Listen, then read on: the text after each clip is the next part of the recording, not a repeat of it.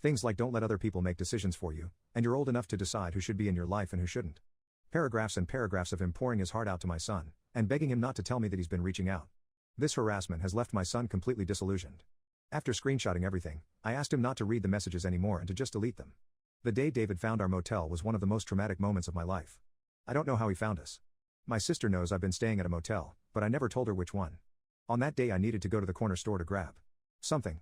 My son was taking a shower and getting ready for bed, as he had school the next day. David had parked at the lot across the street, and I didn't see his car. He waited until I was almost at the store and my back was fully turned to go for our motel room door. It was obviously locked, so he started knocking, but by then I had already heard him and was running in his direction. I nearly blacked out from the fear and adrenaline, and it's hard to remember much. I recall that he didn't seem angry, he just had this miserable, panicked look in his eyes. He really did look like someone who was going through a mental health crisis. I told him I was calling the police and that he needed to leave. He said that he was entitled to a conversation with me, but he ran off once he saw me dialing 911. He knew I wasn't in the room. Why did he essentially try to break in, where he knew my son was alone? I of course documented this incident with the police.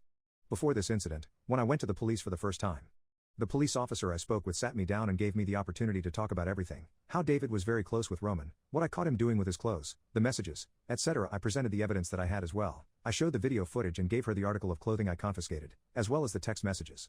She then told me she would contact the district attorney, which she did soon after. I was interviewed again by a detective, and a couple days later, they called David in for an interview. By then, the stalking had begun. During my second interview, I showed him the new messages David sent, and told him about how David showed up to the school and the motel.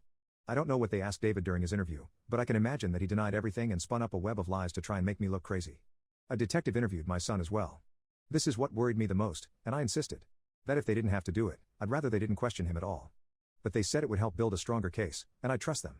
I was told I had to be there during his interview. Roman only knows about the stalking and harassment, but he has no idea about what David did with his clothes, and I want to keep it that way for as long as I can. I personally asked the detective not to bring it up. I'd just like to shield him from it all. They asked my son about the messages and the stalking, as well as their relationship.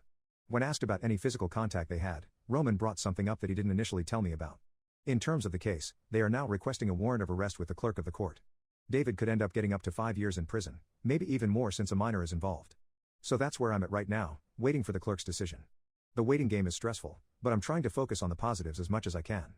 After the interviews, all of David's harassment stopped. I also filed a petition for a protective order after the motel incident. I've been feeling paranoid and having a lot of anxiety lately. Always looking over my shoulder, flinching when I see a stranger who looks like him, etc. I'm entitled to a conversation with you, he said when he tried to break into my motel room, but I don't believe him. I think David believes he's entitled to unrestrained access to my child due to their prior relationship. The entitlement is what scares me the most, that someone can just take something because they feel like it belongs to them. I'm scared to go anywhere with my kid. The biggest drawback is that all of this has significantly disturbed our quality of life. I know that my kid is putting on a brave face, but he's not doing well. It's getting to him, and I knew it would, but actually seeing this siphon his happiness away is gut-wrenching. He used to eat a ton but he hasn't been finishing his food lately.